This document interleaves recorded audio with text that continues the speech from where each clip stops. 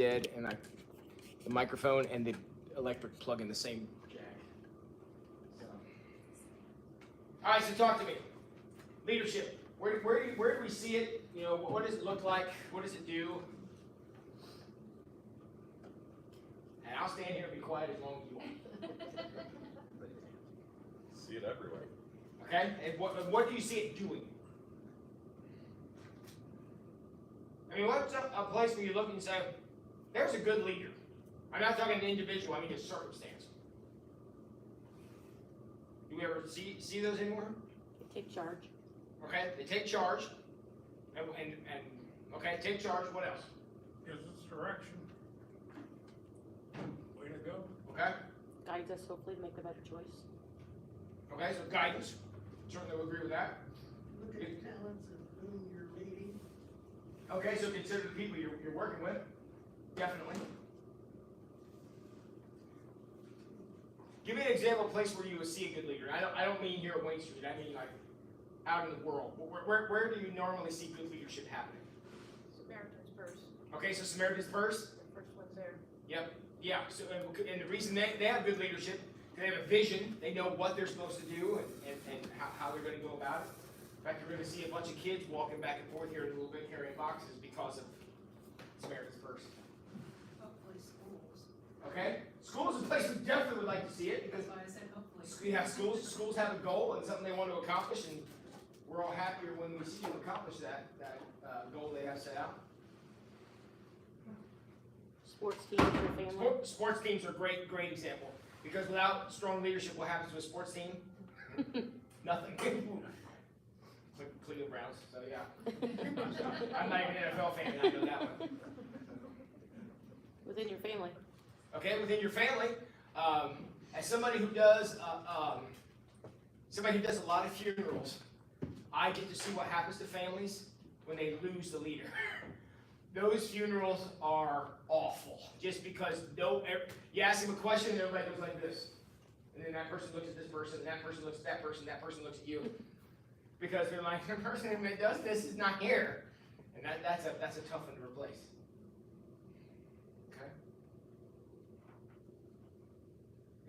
What are some, I mean, all of you have worked in organizations, you know, volunteered in organizations, been a part of organizations, your kids have been a part of organizations, where there are various levels and styles of leadership. So what are some of the attributes of a leader that you see? We said a few of them, you know, vision and that kind of stuff. What else? Somebody you trust. Okay, trust. You don't trust a leader, you're not going to follow them. Simple as that, absolutely. They can assess problems and try to deal with it and with various things behind them, suggestions and things behind them to try to pick out what would be best to solve the problem. Okay, so that they have an ability to look at a situation and assess it. So they have to have some kind of not only understanding of what it is, but what it needs to become. Level-headed. Level-headed? Yeah, nobody likes to serve a hot-headed leader, that's for sure. We've all done that one, haven't we? Someone who's courageous to lead them down a path that they don't know where they're going to go. Okay, we're going to see that one illustrated in spades here tonight, because yeah, sometimes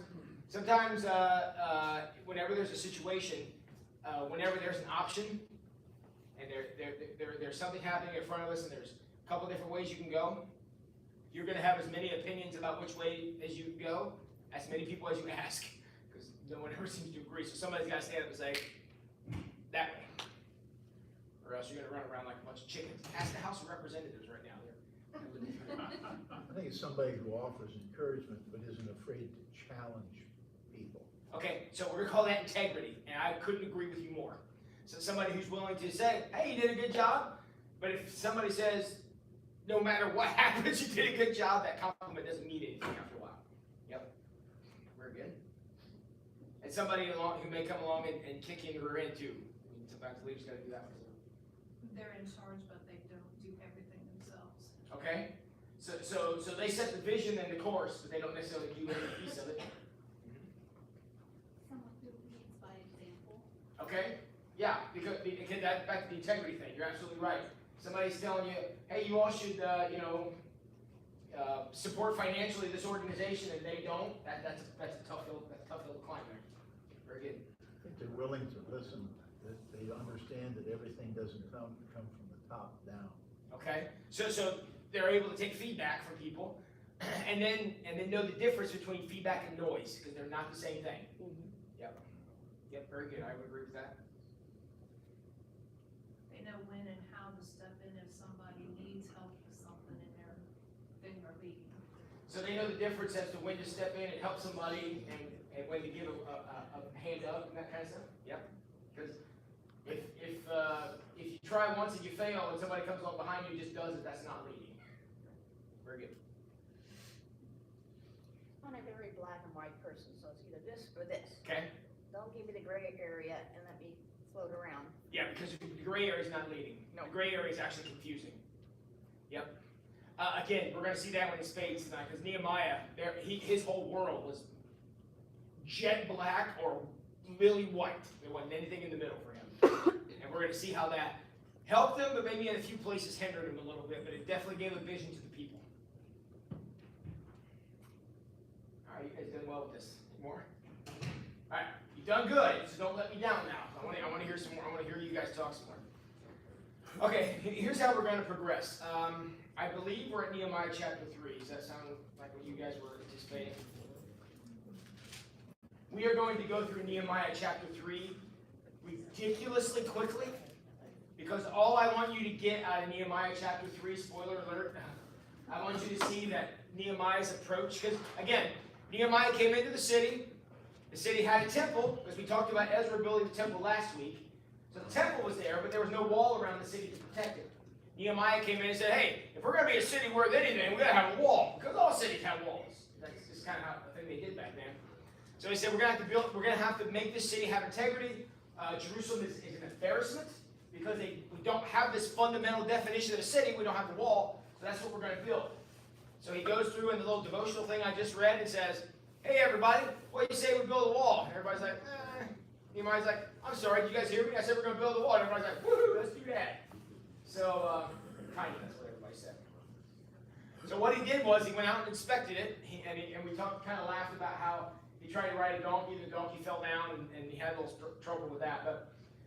But anyways, he prayed a lot. He felt the calling of the Lord to go and do this, to give integrity to Jerusalem.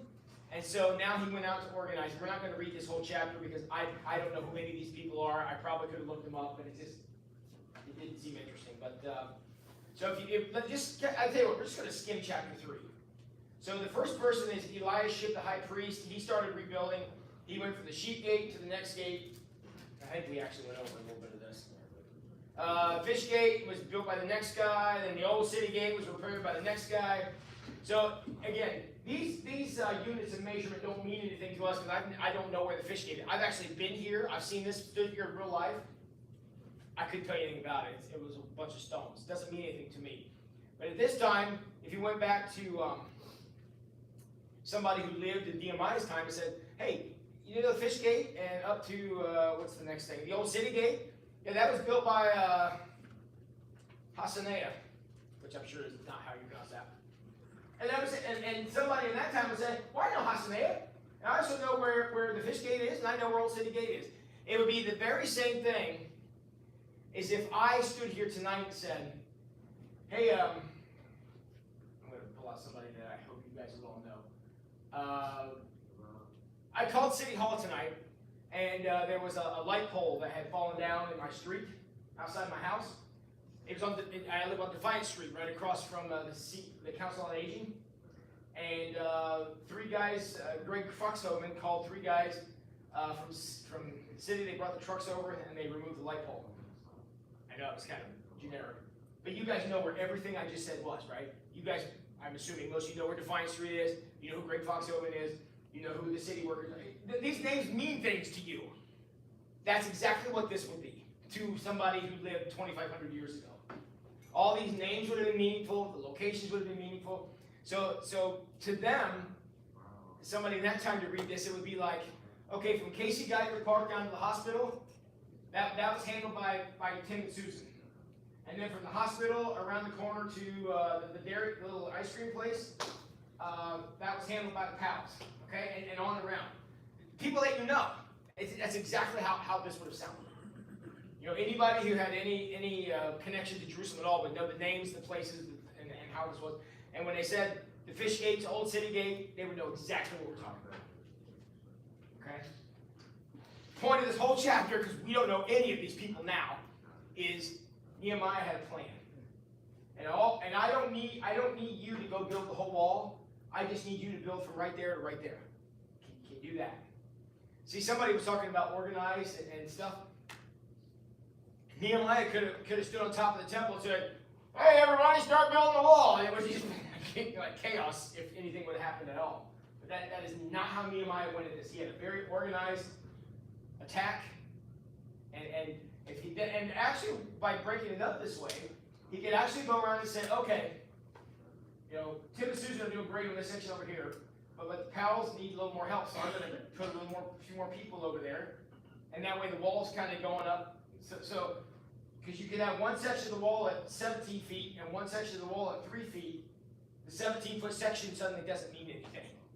So every day I go out and I walk around and I can tell where we need more people, where we need more supplies, where we need more something. And you take the rest of my resources to do it. It's the only way a project like this could be completed in the time frame he completes it in. That's chapter 3, okay?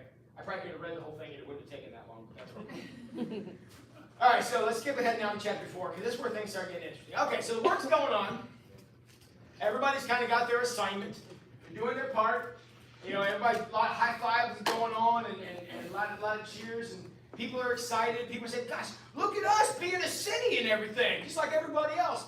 We have the temple that Ezra built, and now we're going to have a wall around it. We're just like a city." It doesn't seem like a big deal to us. It would have been a huge deal to them. All right, but of course, there's no such thing as something being easy, as we're going to see. Okay, chapter 4. Sanballat was very angry. All right, who's surprised at this happened? Anybody surprised? Very angry when he learned that we were rebuilding the wall.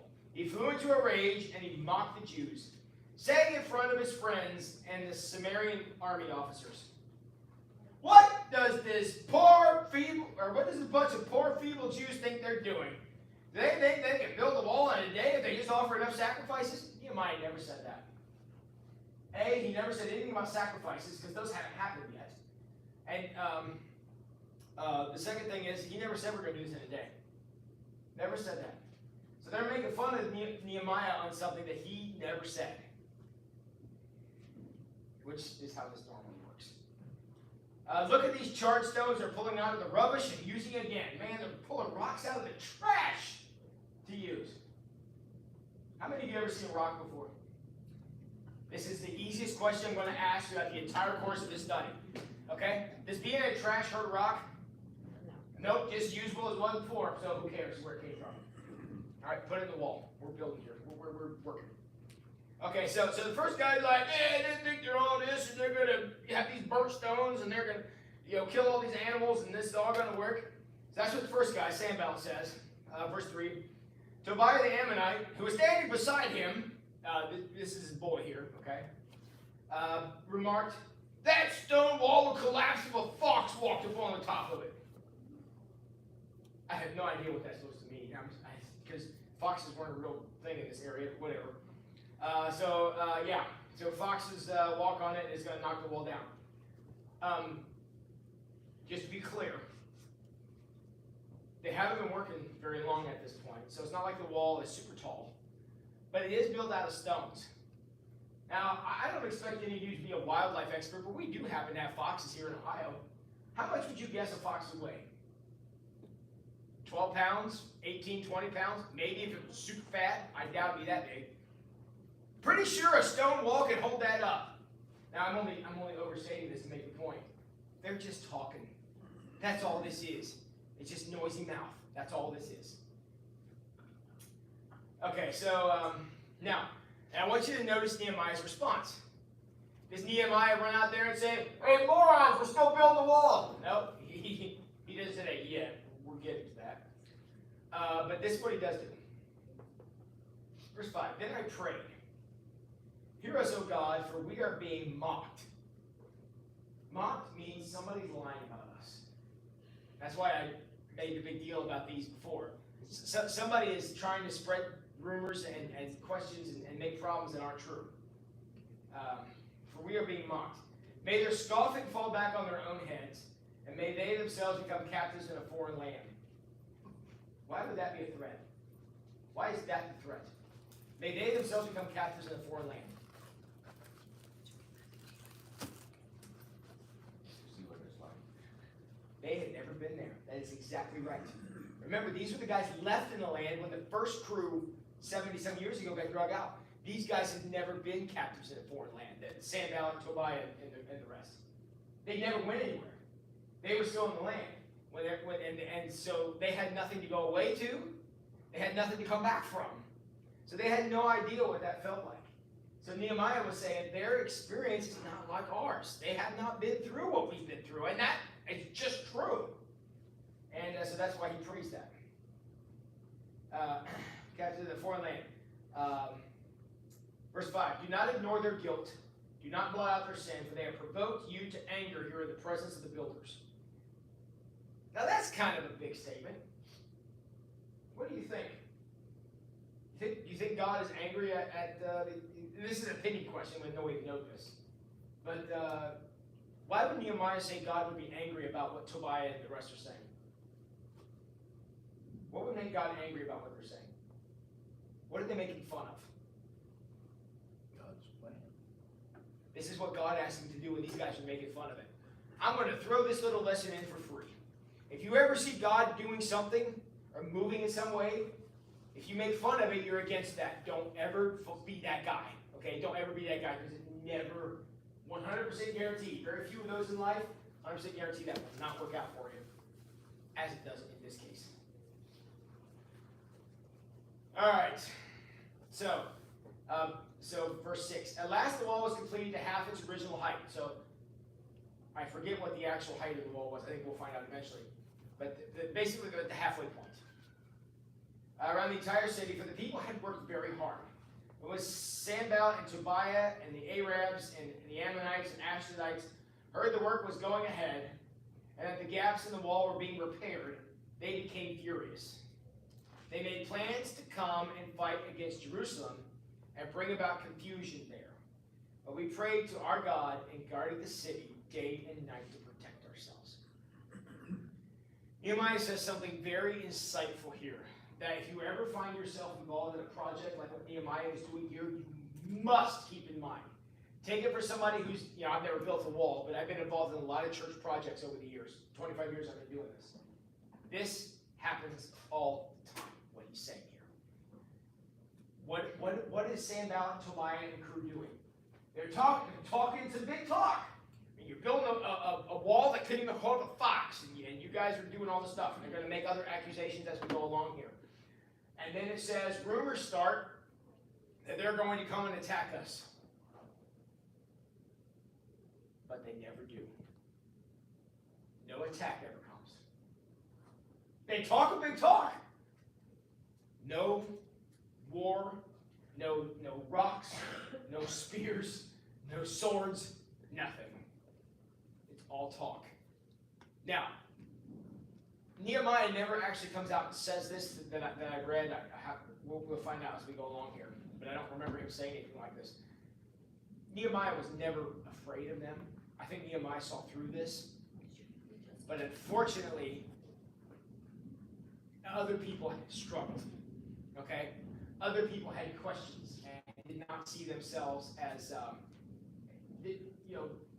never kind of got over what was happening here. All right, so people were starting to be demoralized, and they were starting to feel down, and they were starting to struggle because, look, nobody wants to get up and go to work every day thinking that the bad guys are going to come and do something. Right? Nobody wants to live under that kind of pressure.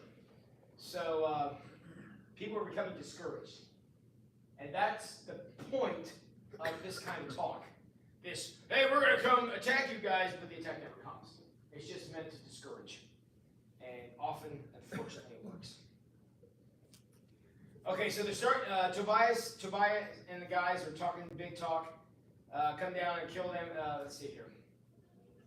Guarded the city day and night. Verse 10.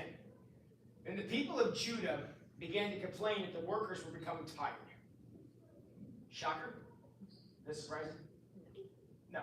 Now, first of all, they are working hard. So, I mean, getting tired of it, that's not surprising. But you add on top of that, the constant and that does, man, it wears on you. Thank God. Thank God.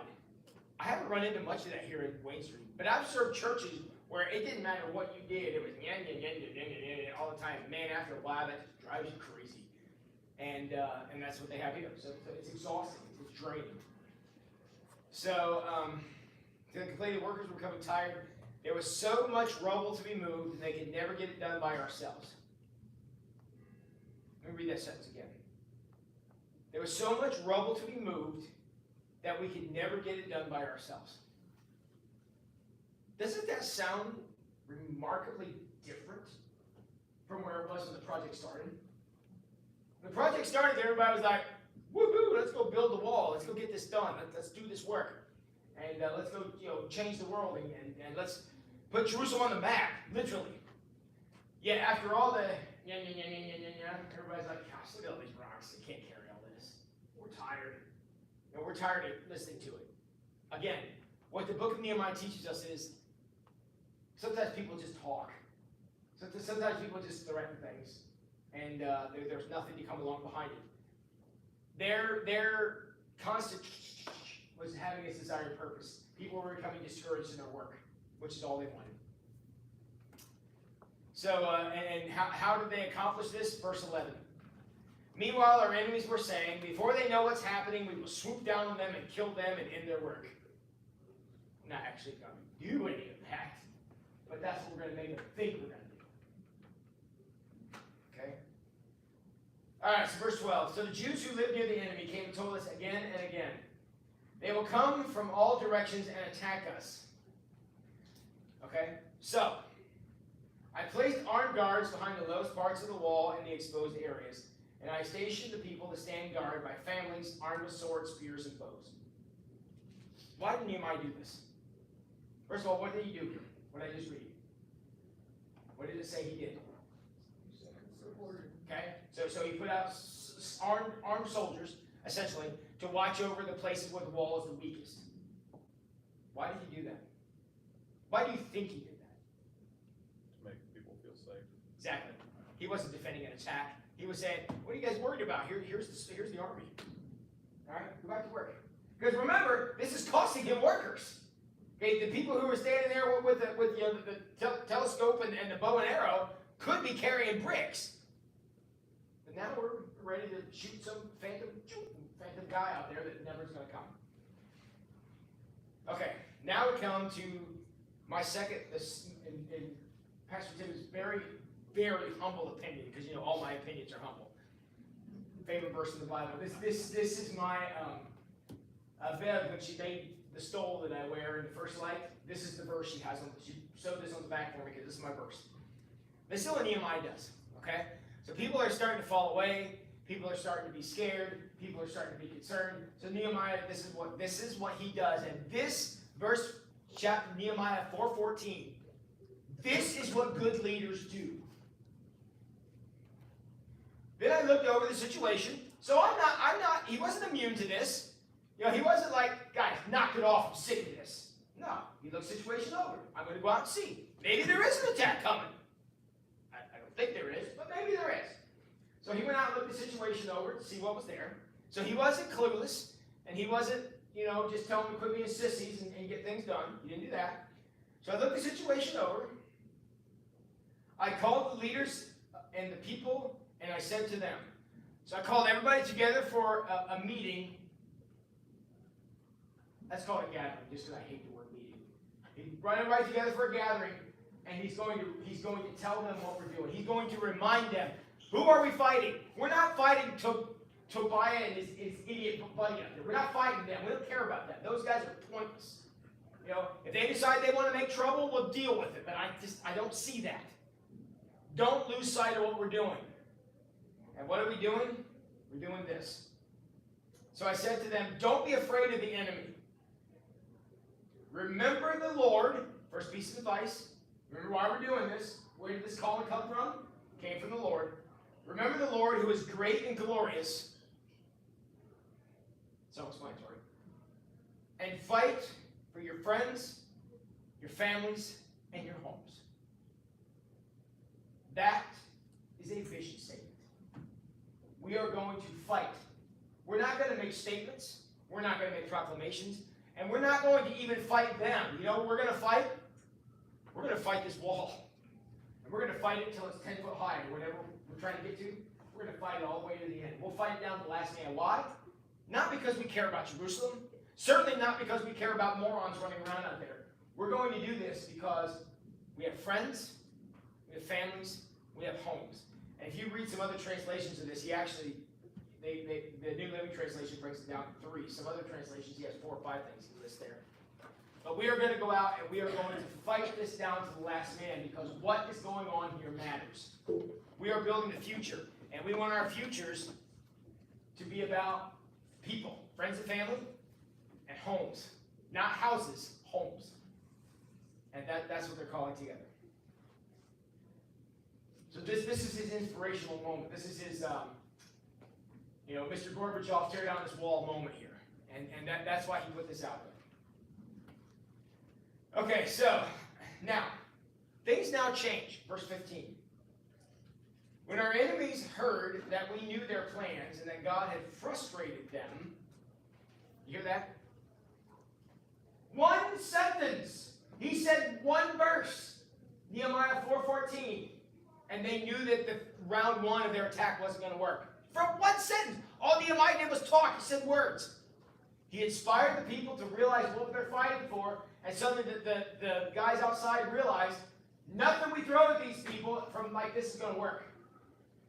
When our enemies heard that we knew of their plans and that God had frustrated them, we all returned to our work on the wall. We even got rid of the guards. We put them back to carrying bricks.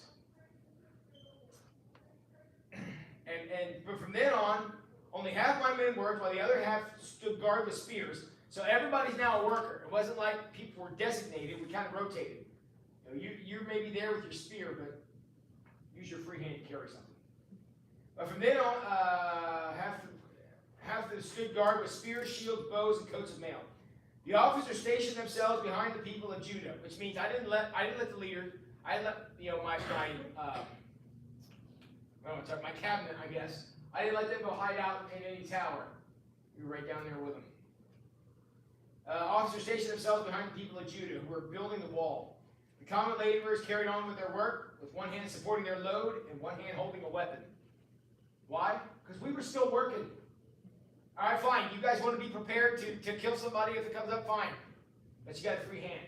With that free hand, pick up a stone and start carrying.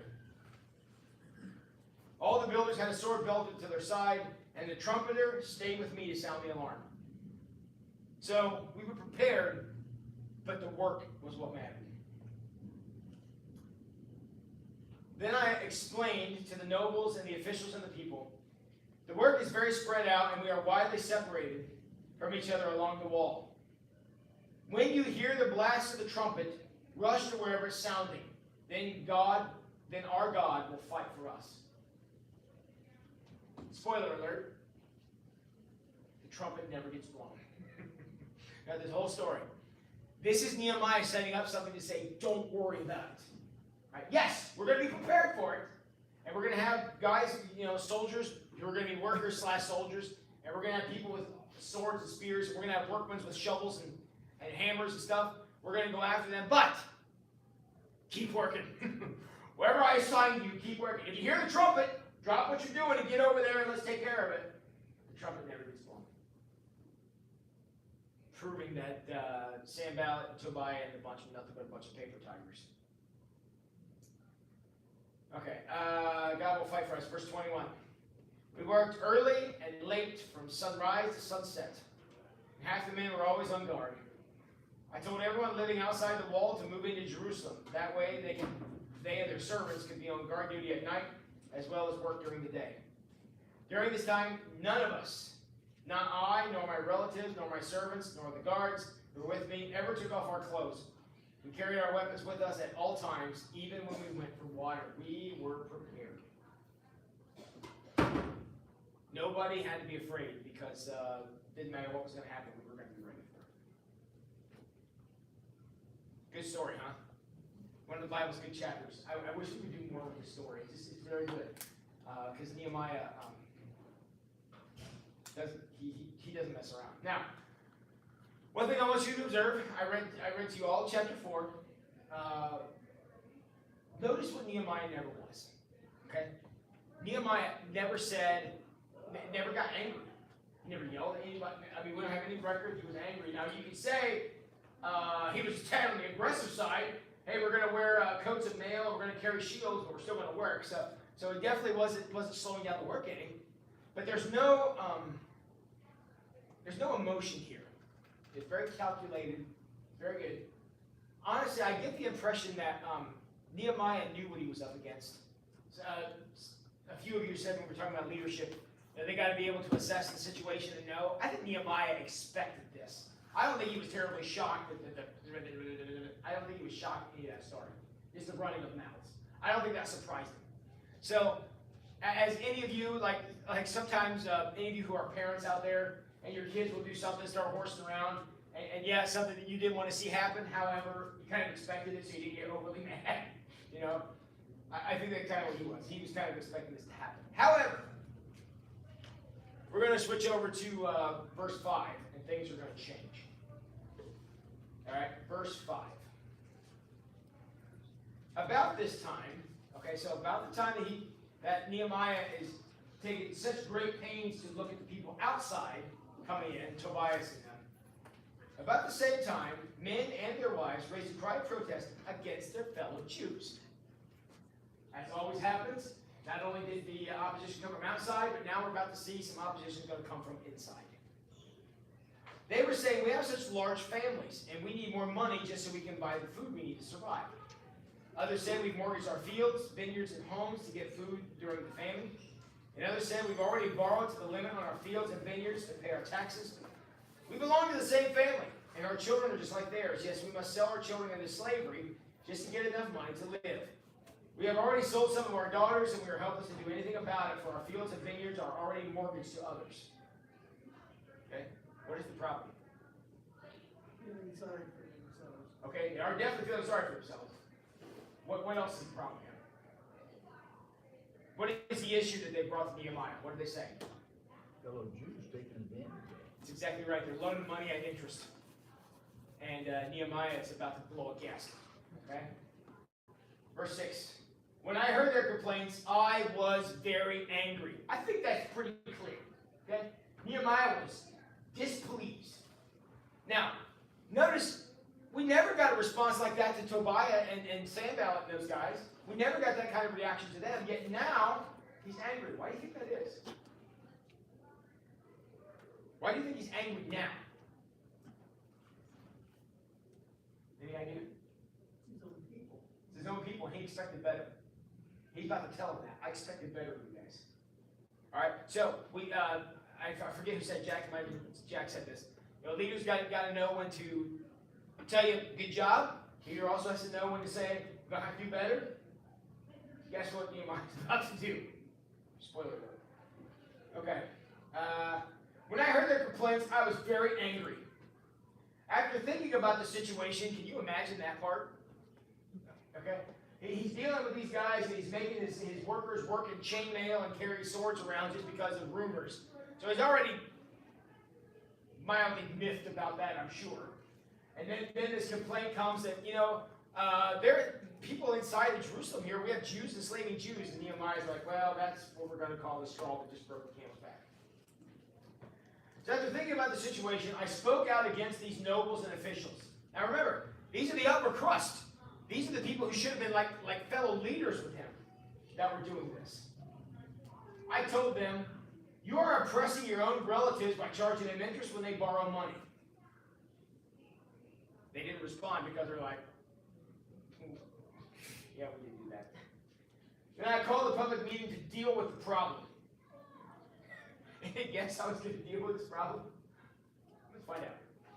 At the meeting, I said to them, the rest of us are doing all we can to redeem our Jewish relatives who have had to sell themselves to pagan foreigners but you are selling them back into slavery again. How often must we redeem them? And they had nothing to say in their defense. You ever have somebody get mad at you and and your only response is, oh, you're correct, you're right. That's what's going on here. And notice what he's angry about. He said, why are we building the wall? What is the point of this? What was the point of Ezra and the guys coming back and rebuild the temple? If all you're going to come do is come back and enslave them. It's ridiculous. So he said that. They had nothing to say in their defense, which means somebody probably peed down their leg. Verse 9. Then I pressed further. What you are doing is not right. Should you not walk in the fear of our God in order to avoid being mocked by enemy nations? Now again, mocking is something they're dealing a lot with right now. That's what Sanballat, Tobias, and those guys are doing. I myself, as well as my brothers and my workers, have been lending the people money and grain. But now let us stop this business of loans. Canceling loans. That's what he's doing. You must restore their fields, vineyards, olive groves, and homes today, this very day. Repay the interest you charge on their money, grain, wine, and olive oil. Why is he telling them this? But by giving them, by basically canceling the loan, because that's what's going to happen here. What is he setting up? He's saying you are enslaving them based on their poverty. No more. You're not taking advantage of their situation. Period. Not happening. Verse 12. Then they replied, we will give back everything and demand nothing more from the people. We will do as you say. And then I called the priests and made the nobles and officials formally vow to do what they promised. Boys, you already did this once. Your word's not working for me. I want official documentation, complete with penalties and other things. And we're going to find out later in the book. We're obviously not getting there tonight, but later in the story, this problem comes back, and Nehemiah don't deal with it nearly this nice the second time around. I can tell you. So whatever the vow was, it had some teeth to it. Verse 13. I shook out the fold of my robe and said, if you fail to keep your promise, may God shake you from your homes and from your property. That is a significant threat. Because what is he saying? I'm not asking God to smite anybody here. What am I saying? I want you to lose your home again. Y'all know exactly what that means. That's the threat. That God will take from you your homes again. Now, again, punishment fits the crime. That's exactly what was happening to these other poor people. And Nehemiah says, if you don't keep your word, I hope you end up just like them. And the whole assembly responded, amen. I wonder how enthusiastic that amen was. We could certainly debate that. The whole assembly responded, amen, and they praised the Lord, and the people did as they promised. Why? Because they were scared to death of me, and that's how I like it. Verse 14. I would like to mention, moment of personal privilege. I would like to mention that the entire 12 years I was the governor of Judah, from the 20th until the 32nd year of the reign of King Artaxerxes, neither I nor my officials drew our official food allowance. This is quite a contrast to the former governors who laid heavy burdens on the people, demanding a daily ration of food, wine, besides a pound of silver. Even their assistants took advantage of the people, but because, hear this, you want to know what kind of a guy Nehemiah was? Hear this sentence. But because of my fear of God, I did not act that way. I devoted myself to working on the wall and refused to acquire any land. I required my officials to spend time working on the wall. They weren't just there telling others what to do. They were picking up bricks too. Verse 17, I asked for nothing, even though I regularly fed 150 Jewish officials at my table, besides all the visitors from other lands. The provisions required at my expense for each day were an ox, 6 fat sheep, and a large number of domestic fowl. What he's saying is, that's what it cost me every day. I was paying them for the honor of this work. They were not paying me. It was costing me because I was giving these animals to feed people. And every 10 days we need a large supply of all kinds of wine. Yeah, I refused to claim the governor's food allowance because the people were already having a difficult time. Friends, that's a guy of integrity right there. This is a guy, because He's like, I'm not here to enrich myself. I'm not here to become the richest governor on the block. I'm not here to get, I'm not even here to get what I'm entitled to.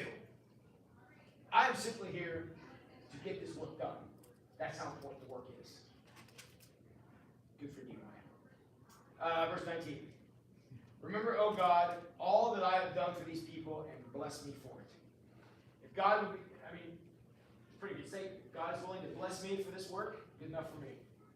I'll be happy to give up all the other stuff. Who cares what that means? All right. I got 10 minutes. You want to keep going to chapter 6, or you want to take a break? What do you vote for? Keep going? All right, let's take a look at it. Chapter 6. When Sanballat, Tobiah, and Geshem the Arab, a new guy we just drafted, and the rest of the enemies found out that I had finished rebuilding the wall, that no gaps remained, so a little bit of time has gone by here. So the wall is done, but the doors aren't, though we had not yet hung the doors and the gates. Sanballat and Geshem sent me a message. Okay, a little different strategy now. Before, what they were doing is they were doing that kind of the noise around the edge. Now they have sent Nehemiah a message. They're going to ask something of him. And spoiler alert, Nehemiah chapter 6 may be my absolute favorite chapter of the entire Bible. All right, verse 2. Sanballat and Geshem sent me a message asking me to meet them in one of the villages in the plain of Ono. Oh no? We should have picked our location a little better. And the plain of Ono. And that was actually my response to them. But I realized they were plotting to harm me. Wow! Nehemiah, Mr. Discerned guy here, okay? So I replied by sending them this message. I'm doing a great work and I cannot stop and come and meet you. Nehemiah. I guess that says it all, right? I'm too busy to deal with you.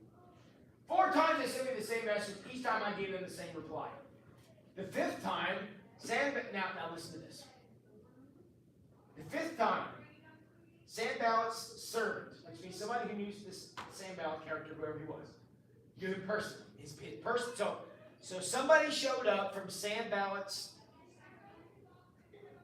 orbit, I guess you could say. Somebody who knew him showed up with a very specific kind of letter. Servant came with an open letter in his hand. What is an open letter? Any idea what that is? That's right. He showed up with a piece of paper. So what does that mean? It means every single person that this guy passed on his way in there probably read this letter. So there is no private communication going on here. And the reason that Sanballat sent a message like that is Sanballat wanted everybody to know what he asked for. Okay? So what did he ask for? And this is what this note said. And friends, if you think the Bible contains no humor, I present to you Exhibit A, this letter. Okay, so remember, this is from Sanballat, and it's delivered by his servant. And remember who Sanballat's bestest buddy is now, Geshem the Arab, who suddenly has shown up. He's never been mentioned before, and now he's one of the big 3. Here we go. Geshem tells me that everywhere he goes, he hears that you and the Jews are planning to rebel, and that's why you're building the wall. Where did that come from? Has that ever been said? No, but Geshem says it, and Geshem's a pretty honest guy, apparently. According to his reports, you claim to be their king. He also reports that you have appointed prophets to prophesy about you in Jerusalem, saying, look, there's a king in Judah. Nehemiah's like, when did I do any of this? Right? Yet you can be very sure this report will get back to the king. So I suggest you come and talk it over with me. You hear the absolute ridiculousness of this, right? So what they're accusing him of is he's setting himself up as king. He's paying prophets, which I don't know how that would even work, to say, hey, everybody, look, it's King Nehemiah. Yet we have no record that that's ever happened. And the first person that's going to know that is Nehemiah, who I am sure had a good, hearty belly laugh at this. Now, I don't know if any of you have ever been in charge of an organization before. But I can tell you, as somebody who has, you occasionally get these letters, and they are great. There's nothing funnier than somebody to accuse you of something that you haven't even thought of yet. All right? Anybody ever been there? You don't have to, I'm not asking to tell the story. But you're getting accused of something that you're like, I never even thought of that. Never even crossed my mind. That's what's going on here.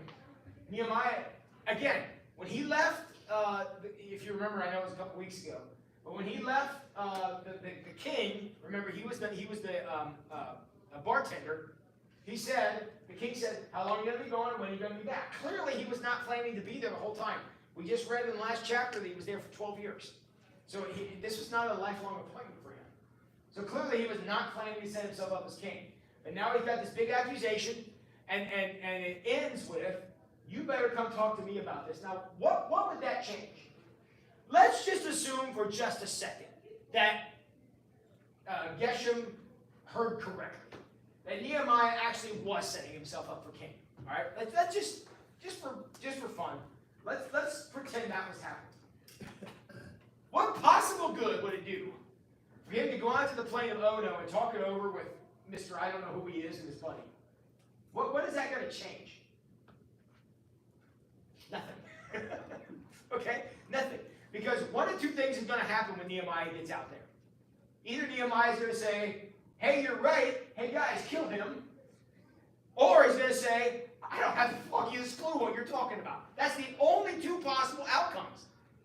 And one of the two, this random guy that nobody knows ends up dead, or this random guy that nobody knows gets told you're making up stories. Nobody cares. And that's what they're trying to get through to them. So, again, Nehemiah saw right directly through this. And honestly, it didn't take a super high IQ to pull that out. So here is his reply. My reply was, you know you are lying. Questions? Man, pretty straightforward. You know you're lying. There's no truth in any part of your story. They were just trying to intimidate us, imagining they could break our resolve and stop the work. So I prayed for strength to continue the work. End of story. Later I went to visit Shemaiah, son of Delilah, grandson of somebody else, who was confined to his home. He said, okay, so he went to visit this other person, this Shemaiah. He said, let us meet together inside the temple of God and bolt the doors shut. Your enemies are coming to kill you tonight. All right, so this guy who was confined to his home, I just realized that. I don't know why he was confined. I don't know if he was injured. I don't know what the story is there. But he couldn't leave. He was confined to his home, yet he still went to the temple. I don't know what's going on there. But he says, hey, Nehemiah, let you and I get together and talk. But let's do it in the temple. I'm not asking you to go out to the plain of Ono, which, what a great name for a place. I'm not asking you to go there. We're going to go into the temple. We'll even bolt the door shut, close, and everything else. But I replied, should someone in my position run away from danger? Should someone in my position enter the temple to save his life? No, I won't do it. I realized that God had not spoken to him, but that he had uttered this prophecy against me because Tobiah and Sanballat hired him. They were hoping to intimidate me and make me sin by following his suggestion. Then they would be able to accuse and discredit me. So now they're being more subtle. Okay, so they sent the servant of Sanballat in there with this open piece of paper. So I'm sure he walked in like this, going, hey, did you see this? Hey, did you see this? The whole time. When Nehemiah was basically like, this is stupid, I don't have time for this, they tried another way. So what they did is they bribed some guy who was confined to his home to say, why don't you go barricade yourself in the temple? What exactly was going to happen there, I have no idea. But Nehemiah said, this is also stupid and I don't have time for this. And he basically said no. And then Nehemiah, very wisely, prays again. Verse 14. Remember, oh my God, all the evil things that Tobiah and Sanballat have done, and remember Nodiah the prophet. Was that his name? That wasn't even his name. I have no idea who that is. Nodiah the prophet and all the prophets like her who have tried to intimidate me. So basically, everybody who they paid to talk bad about me, I want you to remember all that too, but remember them in a very specific way. So, all right, we are going to get to the completion of the wall next week. So, that way we'll, give you something to look forward to, because Nehemiah is a great guy. He's a planner, obviously. He's very organized, and the guy can put together a celebration. We're gonna take a look at that as well. Now, usually, what we do is some of you go upstairs to meet with the older kids. I want to invite any of you who want to do that, please do. However, if a few of you would like to go downstairs, and help, they're gonna be here, I'm assuming here pretty soon, bringing up the Operation Christmas Child boxes to put in the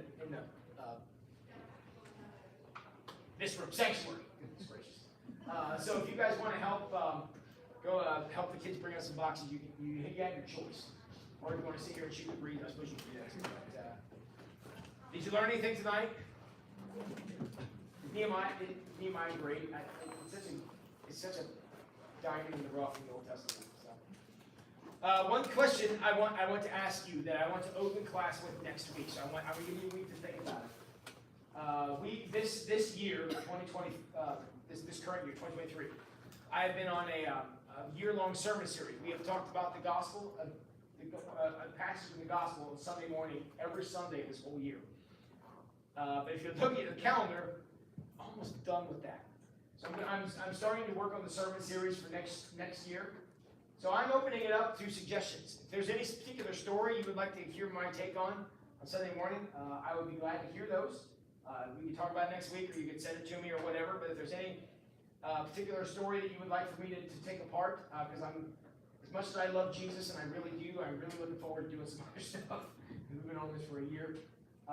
So if there's anything, a particular story from the Old Testament or New Testament or whatever that you'd like to hear something on, I'd be willing to hear that. So I just throw it out to you. Just think about it. Anybody got any questions? Comments? Emotional outbursts? Thank you guys for coming back. It's been so long since I've had a chance to teach. It's nice to be able to do this, because I love this stuff. All right, downstairs to do boxes, upstairs to talk with teenagers, and you can stay here and maybe we'll find some cookies or something. So thank you all for coming tonight.